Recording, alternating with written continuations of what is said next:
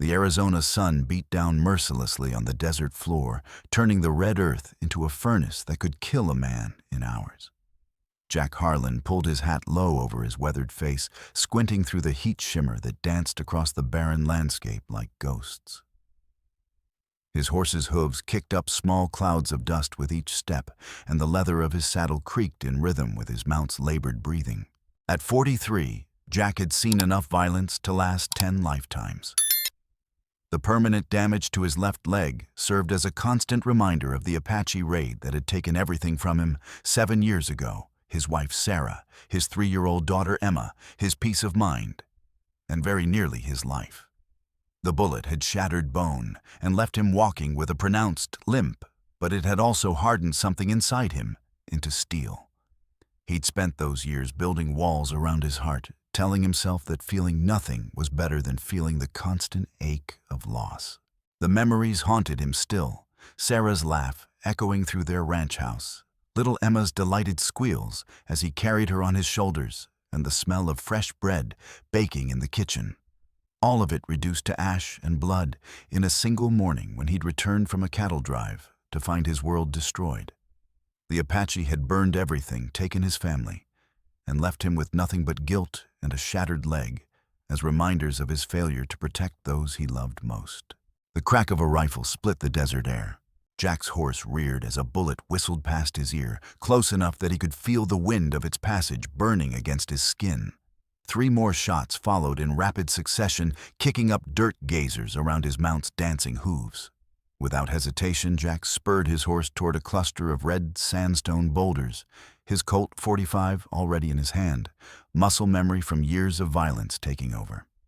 Come on out, rich man," a voice called from somewhere behind the rocks, and the tone carrying the casual cruelty of men who killed for sport as much as profit.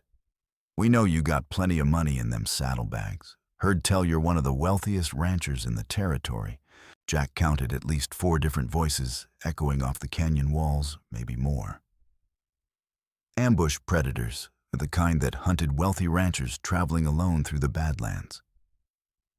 They'd probably been watching him for miles, waiting for the perfect spot to spring their trap where the narrow canyon walls would prevent escape and muffle the sound of gunfire. A man in a torn brown vest emerged from behind a boulder 40 yards away, rifle raised and aimed at Jack's chest. The outlaw's face was scarred and weathered his eyes, holding the dead look of a man who had killed often and without remorse. Jack's colt barked once, the sound echoing off the canyon walls like thunder, and the outlaw spun backward, his weapon flying from lifeless fingers as a crimson flower bloomed across his chest. Before the echo faded, another attacker appeared on Jack's left flank, and this one younger and faster. The man managed to get off a shot that grazed Jack's upper arm, tearing through his shirt and drawing a line of blood across his weathered skin. The burning sensation was familiar. Jack had been shot before, had learned to function through pain that would drop lesser men. Jack's return shot caught the young outlaw's center mass, the heavy .45 caliber bullet, lifting him off his feet and dropping him like a stone among the desert scrub. The remaining 2 outlaws, seeing their companions fall so quickly to Jack's deadly accuracy, broke cover and ran for their horses, apparently deciding that whatever money Jack carried wasn't worth dying for. Jack could have pursued them, could have hunted them down across the desert floor with the methodical patience of a man who had learned to kill efficiently. Instead, he pressed his hand to the shallow wound on his arm and felt the warm stickiness of blood between his fingers. The cut was superficial, but painful, another scar to add to his collection. He was getting too old for this kind of violence, but apparently violence wasn't done with him yet. The town of Bitter Creek squatted in the desert, like a collection of weathered bones bleaching in the sun. Jack rode down the main street as the afternoon heat made the air shimmer like water, noting the handful of shops with their sun-faded signs, the small church with its crooked steeple, and the inevitable saloon that seemed to pulse with noise and activity even in the oppressive temperature. The town had the look of a place where desperate people came to disappear, where questions weren't asked, and pasts were buried as deep as the graves in the desert. Jack had seen dozens of such towns in his travels, places where the law was whatever the strongest man said. It was where children grew up too fast and died too young. His arm throbbed where the bullet had creased it, and he could feel dried blood sticking his shirt to the wound like glue. What he needed was whiskey, both to clean the cut and to dull the edge of pain that seemed to be his constant companion these days. Pain was an old friend now, as familiar as his own shadow. The saloon's batwing doors swung open at his approach, releasing a wave of tobacco smoke, stale beer, and unwashed humanity. Inside, a dozen men clustered around tables, playing cards with worn decks or drinking themselves into oblivion with rot-gut whiskey. A piano player in the corner pounded out a tuneless melody while conversations rose and fell like distant thunder, punctuated by the clink of glasses and the occasional curse. Jack made his way to the bar, noting the suspicious glances that followed his expensive clothes and well-maintained weapons. In a place like Bitter Creek, money made a man either powerful or dead, and Jack had learned long ago to be ready for either possibility. He'd also learned to keep people at a distance. Caring about others had cost him too much already. Trust was a luxury he could no longer afford. Whiskey, he told the bartender, a thin man with nervous eyes that had seen too much violence and learned to look away from most of it. The bottle, and don't water it down. As the bartender reached for the shelf with hands that trembled slightly, Jack's attention was drawn to movement near the back of the room. A small figure moved between the tables with obvious difficulty, carrying a tray that seemed far too heavy for her slight frame. She couldn't have been more than 10 years old, with tangled brown hair that hadn't seen a proper washing in weeks, and a face that bore the unmistakable marks of premature hardship at the same hollow, guarded expression Jack saw in his own mirror every morning. The girl walked with a pronounced struggle, favoring her left leg heavily. A makeshift wooden crutch, clearly carved from scrap lumber and worn smooth by constant use, supported her weight as she moved from table to table. Her right leg was wrapped in dirty bandages from ankle to knee, and Jack could see the telltale signs of swelling beneath the cloth. Every step brought a barely suppressed grimace to her young features, but she endured it with a stoic determination that reminded Jack uncomfortably of himself. Something about the child's silent suffering stirred memories Jack had spent years trying to bury. His own damaged leg had taught him what it meant to navigate the world with injured flesh, to wake up every morning to a reminder of loss and failure. But seeing it in someone so young, someone who should have been playing with dolls instead of serving drinks to drunken men, cracked the ice around his heart just slightly. The way she moved reminded him of someone else, his own daughter Emma, who had walked with the same careful determination when she was learning to balance on fence rails or climb onto his horse.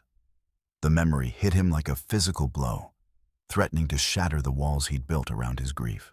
The bartender set the whiskey bottle on the bar with a heavy thunk, and the sound cutting through Jack's painful reverie. "That'll be $2, mister. And that's the good stuff, not the usual poison we serve to drifters." Jack paid without taking his eyes off the struggling girl, his weathered hands moving automatically, while his mind wrestled with emotions he'd thought safely buried. For 7 years, he'd avoided getting involved in other people's problems. Caring led to loss, and he'd had enough loss for one lifetime. But something about this child's quiet endurance called to him across the smoke-filled room. "What's her story?" Jack heard himself ask, the words coming out before he could stop them. "Emma, she works here. Vance keeps her around to serve drinks and clean up after the customers make their messes." The bartender's voice carried the careful neutrality of a man who had learned not to ask too many questions in a place like this, where curiosity could be fatal. "How'd she hurt the leg?" "Says she fell down some stairs while carrying a tray. But stairs don't usually leave marks like that." The bartender glanced around nervously, then leaned closer. "Happens a lot around here, if you catch my meaning. Girls got nowhere else to go, and Vance ain't the charitable type." Jack caught the meaning perfectly. In places like Bitter Creek, children who worked in saloons tended to fall quite frequently, usually when they weren't quick enough to avoid a patron's wandering hands or a boss's heavy fist. The thought made his jaw clench with familiar anger. Jack poured himself a generous measure of whiskey and used some of it to clean the graze on his arm, hissing through his teeth as the alcohol burned like liquid fire. He'd endured worse pain, but the sting helped focus his mind. As he worked, he kept watching the girl named Emma, studying her movements with the eye of a man who had learned to read suffering in all its forms. She moved like someone accustomed to pain, accepting it as a permanent companion rather than fighting against it. Jack recognized that particular form of resignation. He'd worn it himself for years after the Apache raid. But there was something else, in her bearing a quiet strength that suggested she hadn't been broken entirely, just bent nearly to the breaking point. Emma was making her way toward his end of the bar, her wooden crutch, tapping against the floor with each labored step. Up close, Jack could see that her condition was even worse than he'd initially thought. The bandages around her leg were stained with old blood that had turned brown with age, and fresher red stains suggested the wound was still bleeding. The way she held herself suggested that every movement caused significant discomfort, but she never made a sound of complaint. It was her eyes that struck him most. They held the same haunted quality as his own, and the look of someone who had seen too much and learned to expect nothing good from the world. They were old eyes in a young face, the kind that came from losing innocence too early and too violently. "You hurt that leg bad?" Jack asked when she came within earshot, his voice gentler than he'd intended. The question surprised him. He'd spent years avoiding conversations that might lead to emotional entanglement. Emma looked up at him with startled brown eyes, and for a moment she seemed frozen like a rabbit caught in an open field with nowhere to run.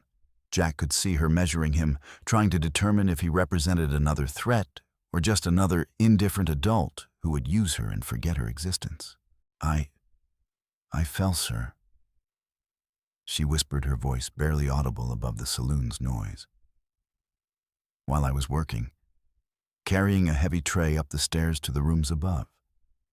But her eyes told a different story.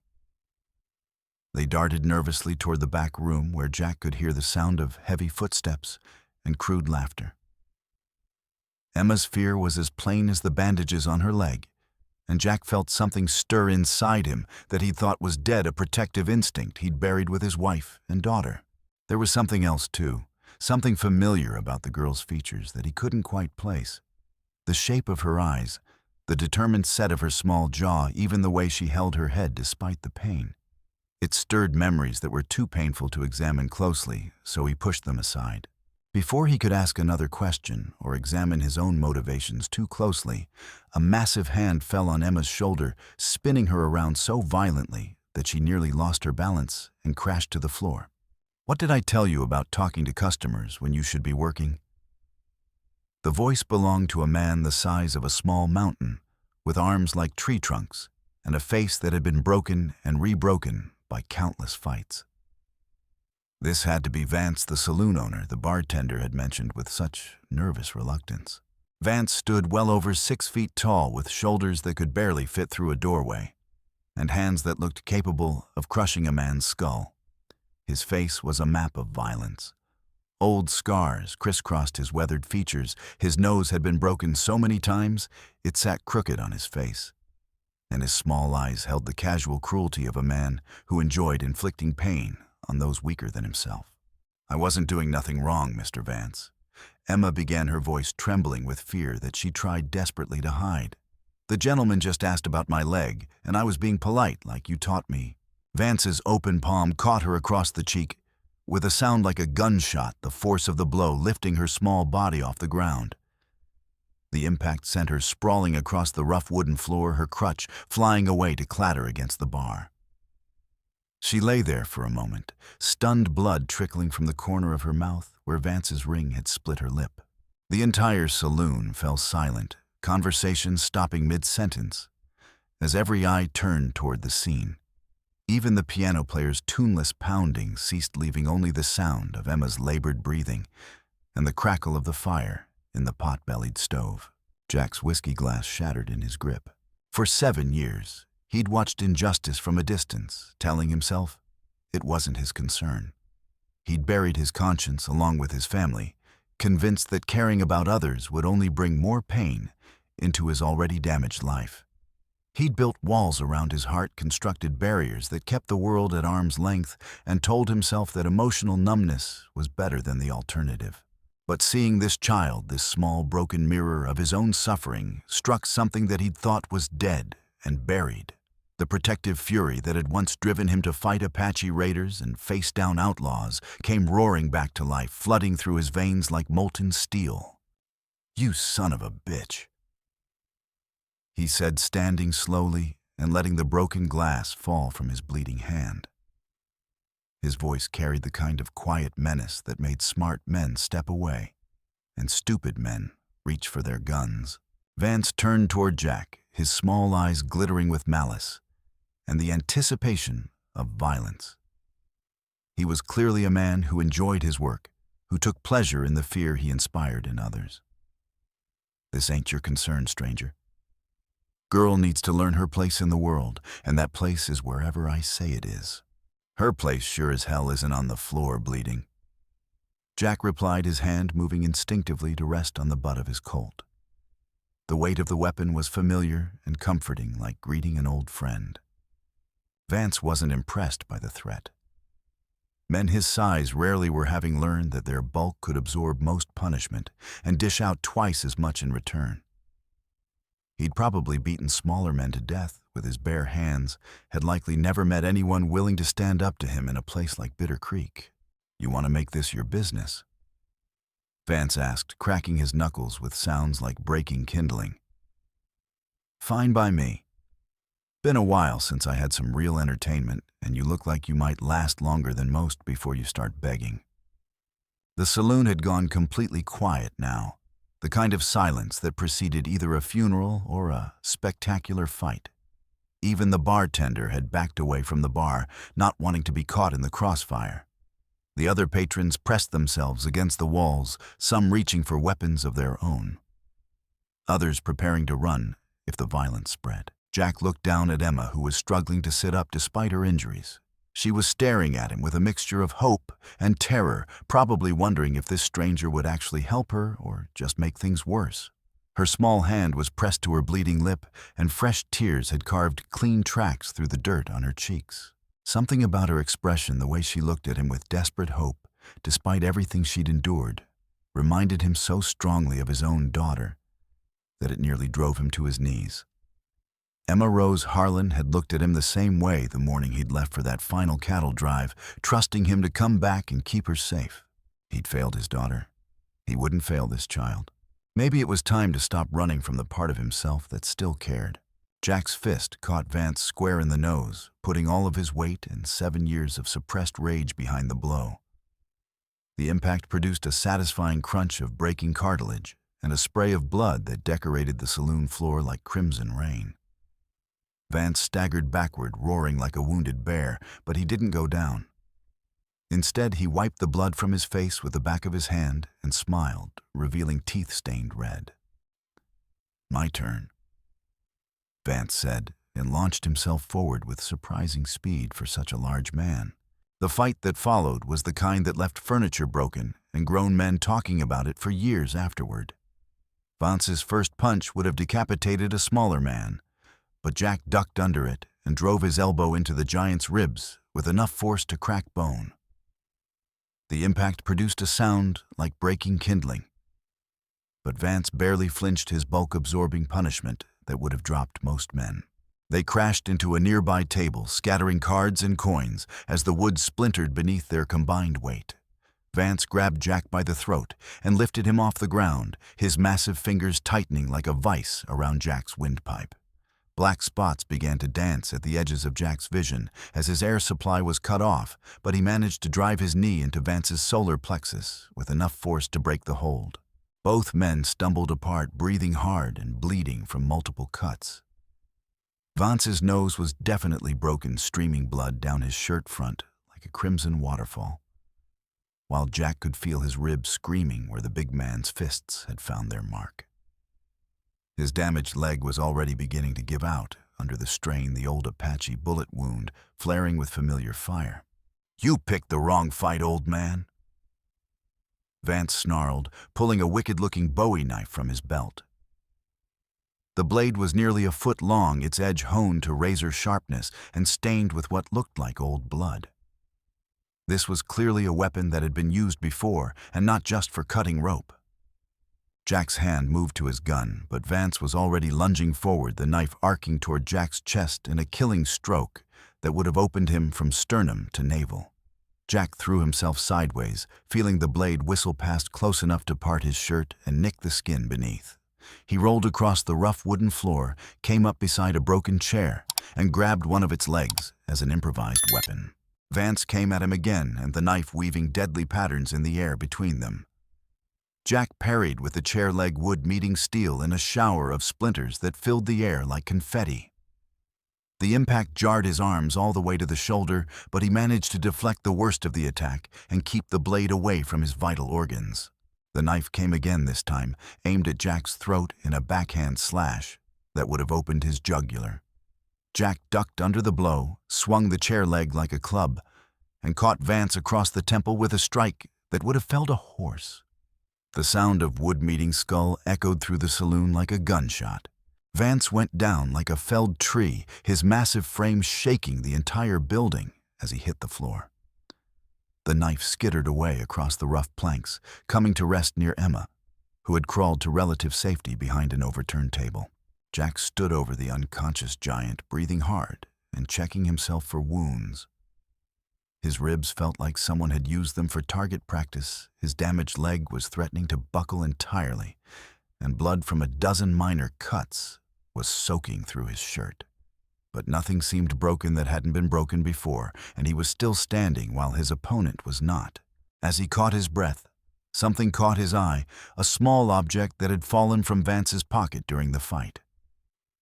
A locket tarnished silver with delicate engravings around the edge that looked like roses and angels. Jack picked it up, intending to pocket it as compensation for the fight. But when he tried to open it, the clasp was bent and wouldn't budge. The locket felt familiar in his hands, stirring memories he couldn't quite place. The weight of it, the intricate engravings, he'd seen this before, held it before. But the memory remained frustratingly just out of reach. He tucked it away as Emma's voice cut through his confusion. "Look out!" Jack spun around to see three of Vance's friends advancing on him, guns drawn and murder in their eyes. The unconscious Vance might have been down, but his allies were very much awake and extremely unhappy about the beating their boss had received. "You shouldn't have done that, stranger." One of them said, his pistol trained on Jack's chest with the steady aim of a man who had killed before. "Vance don't take kindly to being embarrassed, and we don't take kindly to strangers who don't know their place." Jack's mind raced, calculating distances and angles, while his hand moved slowly toward his own weapon. 3 guns against 1 with an injured child caught in the crossfire, and his own body already battered from the fight with Vance. The odds were about as bad as they could get, but Jack had faced worse and survived. But sometimes survival required more than just fighting skill. It required cunning timing and a willingness to take desperate chances. "Back door," Jack whispered to Emma. "When I move, you run for the back door and don't look back." The girl nodded, her eyes wide with terror, but filled with a courage that reminded Jack of someone he'd once known and lost. As the 3 gunmen began to spread out to get better angles of fire, Jack made his move. He dove sideways as the first shot rang out, the bullet splintering the bar where he'd been standing a heartbeat before. Wood exploded around him as more shots followed, filling the air with splinters and the acrid smell of gunpowder. Jack rolled behind an overturned table, pulling Emma with him despite her injuries, and returned fire with his Colt. His first shot took one of Vance's men in the shoulder, spinning him around and sending his pistol flying across the room. The other 2 scattered, seeking cover behind the bar and an old piano. But Jack was already moving, half carrying Emma toward the saloon's rear exit.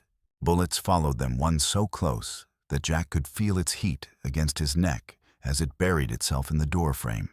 They burst through the back door into the blazing afternoon sun, Emma clinging to his shoulders despite the pain in her injured leg.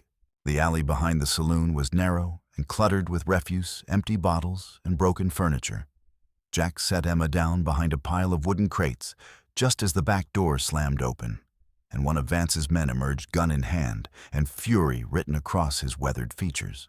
The man spotted them immediately and raised his weapon. But Jack was faster. His Colt barked twice, and the gunman crumpled to the dirt without another sound, blood pooling beneath his still form. "We need to get out of town," Jack said, helping Emma to her feet and noting that her makeshift crutch had been lost in the chaos of the fight. "Can you ride?" "I think so," she said, though the way she favored her injured leg suggested that riding would be agony. But there was determination in her voice, the same stubborn strength that had kept her going through whatever hell she'd endured in this place. Jack spotted a wagon hitched to 2 horses outside the general store at the end of the alley. It wasn't stealing if he left money, he reasoned, and tossed a handful of gold coins onto the wagon's seat before helping Emma climb up. The horses were tired but sound, and the wagon looked sturdy enough to survive whatever came next. They were just pulling away when Vance appeared in the saloon's front doorway, his face a mask of blood and rage.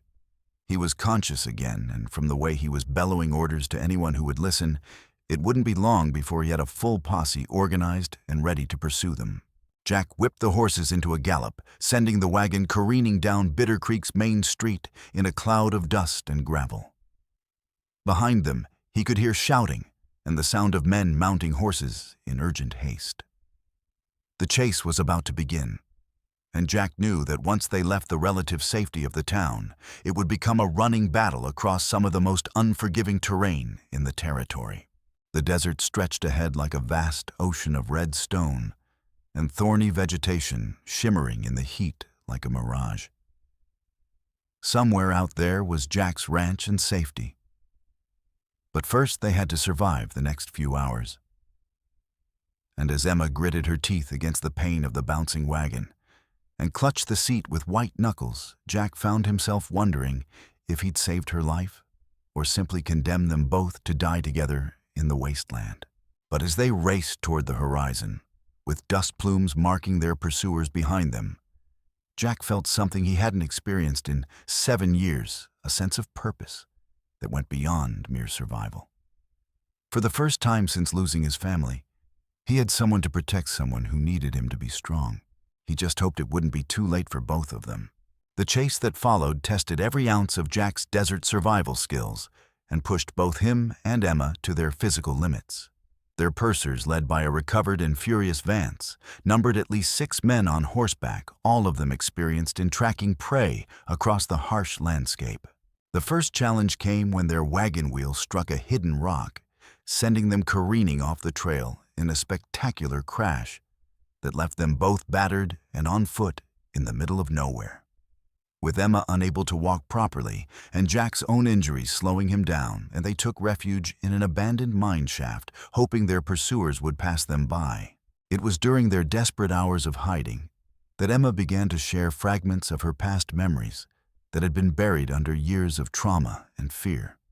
She spoke of being taken from somewhere else when she was very small, of men who claimed her family didn't want her anymore, of a life before the saloon that seemed more like a dream than reality. "Sometimes I remember a song," she whispered as they huddled in the darkness of the mine, "about angels watching over me. A man used to sing it to me, someone with a kind voice and gentle hands." Jack's blood ran cold. The song she described, he'd sung it to his own daughter every night before the Apache raid took her away. His voice shaking with emotion he could barely control, he began to sing, "Sleep now, little angel, the stars are shining bright. Guardian angels watch you through the long and peaceful night." Emma's eyes filled with tears as the melody awakened memories she'd thought lost forever. "That's it. That's the song. How do you know it?" The truth hit Jack like a physical blow, threatening to drive him to his knees.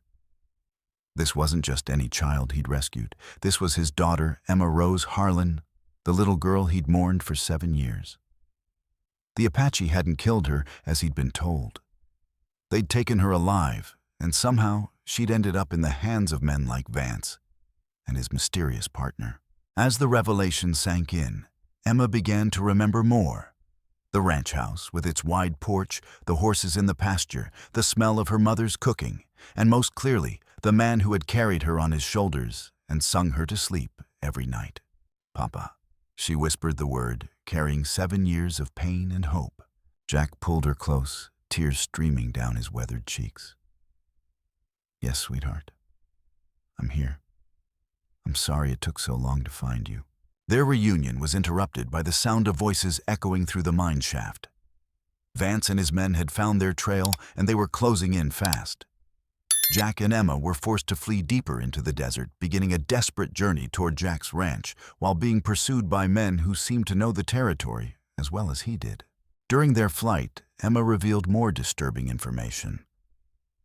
The men who had held her captive weren't just random outlaws. They were part of a larger organization, led by someone called Silas, a man who seemed to have a personal vendetta against Jack specifically. "He knows things about you," Emma said during one of their brief rests.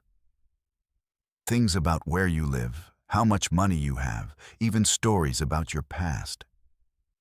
He's been planning something for a long time, something that involves hurting you as much as possible." The pieces of a larger puzzle began to fall into place in Jack's mind. This wasn't just a random kidnapping, it was part of a calculated revenge scheme that had been years in the making. Someone had orchestrated his family's destruction with deliberate precision, keeping Emma alive, not out of mercy, but as the ultimate weapon against him. The final confrontation came in a narrow canyon during a massive sandstorm that turned day into twilight. Jack was exhausted, bleeding from multiple wounds, barely able to stand. Emma was weakening from infection and blood loss, her injured leg now completely useless. But as their pursuers closed in, led by a man Jack finally recognized as Silas Garrett, his former partner and friend, the full scope of the betrayal became clear. Jack Harlan. Silas called out over the howling wind, his voice carrying 7 years of accumulated hatred. "My old partner. The man who chose a badge over loyalty." The memories came flooding back now. Silas Garrett, his partner, when they'd both worn deputy badges, his friend until greed and corruption had driven them apart. Jack had been forced to arrest Silas for cattle rustling, had chosen justice over friendship. And Silas had sworn revenge before disappearing into the territory's criminal underworld. "I remember you now," Jack replied, shielding Emma behind a boulder. "We were partners once, friends, before you decided that stealing was easier than honest work." "Friends?" Silas laughed bitterly, the sound nearly lost in the storm. "You betrayed me, Jack. Put me in chains like I was some common criminal instead of your partner. 7 years I spent in prison, 7 years planning how to make you pay for choosing the law over friendship." The battle that followed was Jack's most desperate fight, made more dangerous by the sandstorm that reduced visibility to mere feet and turned every shot into a gamble. But Emma proved to be more than just a victim in need of rescue. Despite her injuries, her sharp eyes spotted a critical weakness in the canyon wall, a massive crack that ran from floor to ceiling. Papa," she called out during a brief lull in the gunfire. "The fissure in the wall above Silas. If you can hit it with your rifle, the whole section will come down."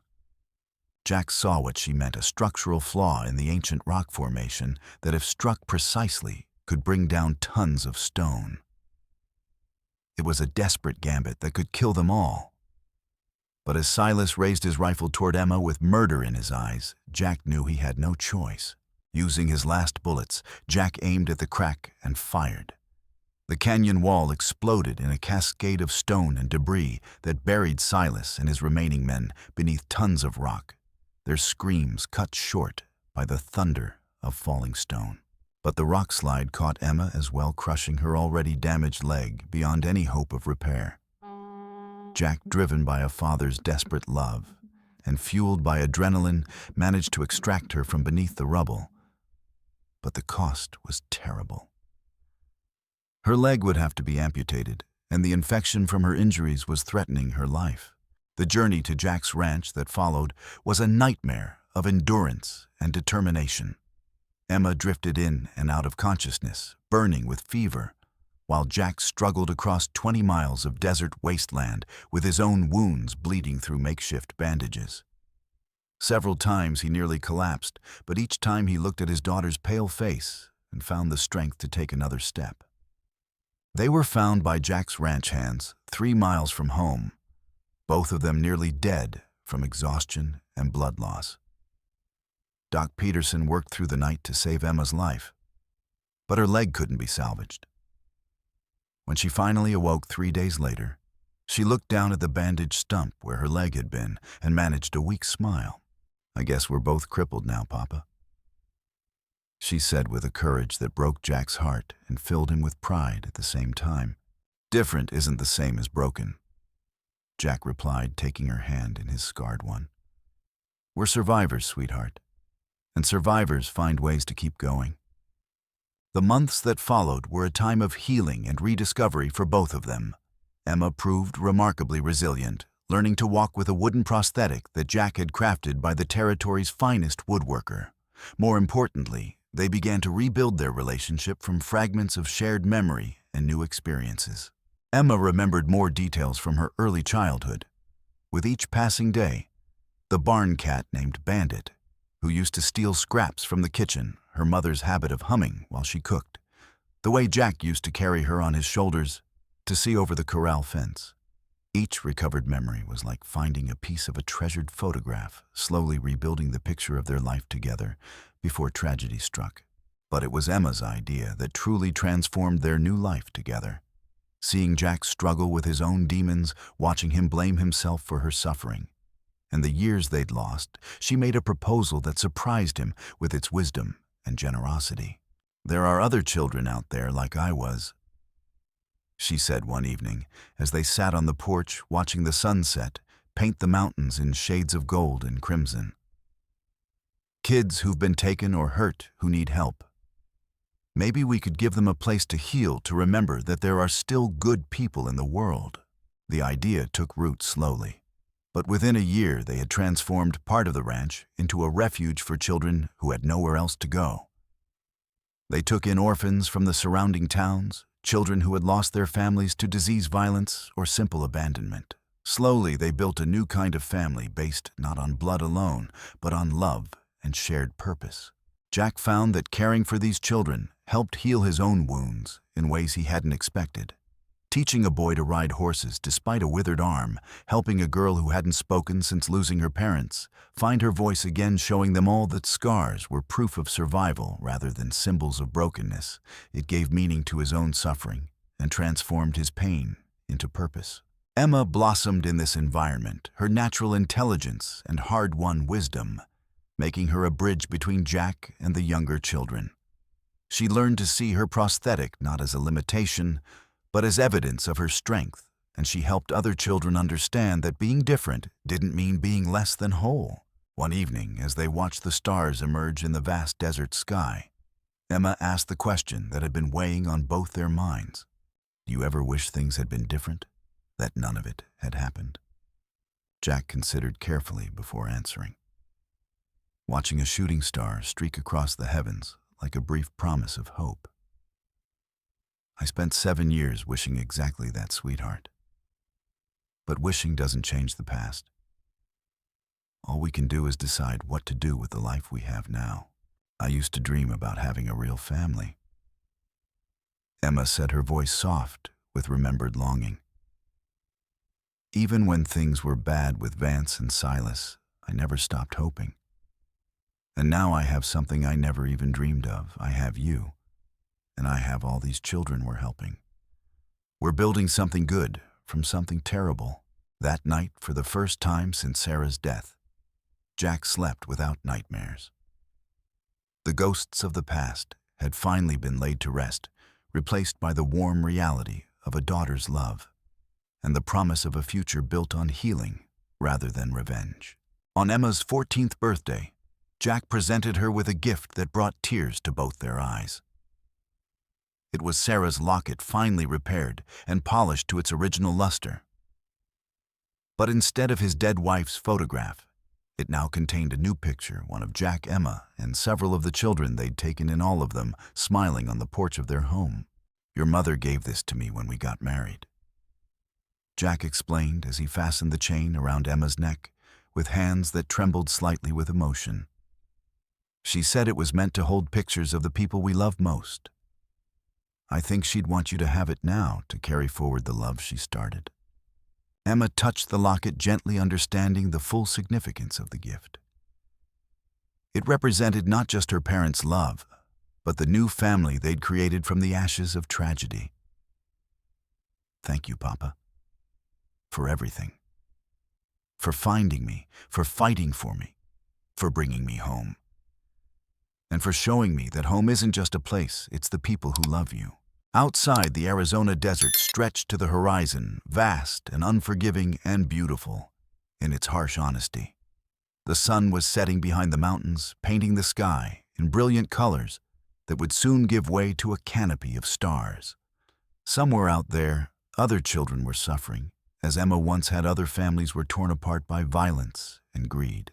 But here, on this small ranch, carved out of the wilderness through determination and love, a father and daughter who had found each other across 7 years of grief were building something precious from the ashes of tragedy.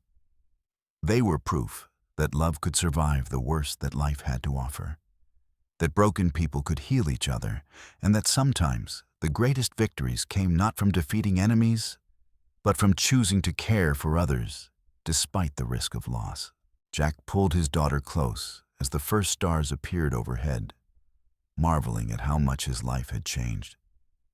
The bitter, grief-stricken man who had ridden into Bitter Creek that day was gone, replaced by someone he recognized from his younger days, a man who believed in justice and second chances and in the power of love to overcome even the darkest circumstances.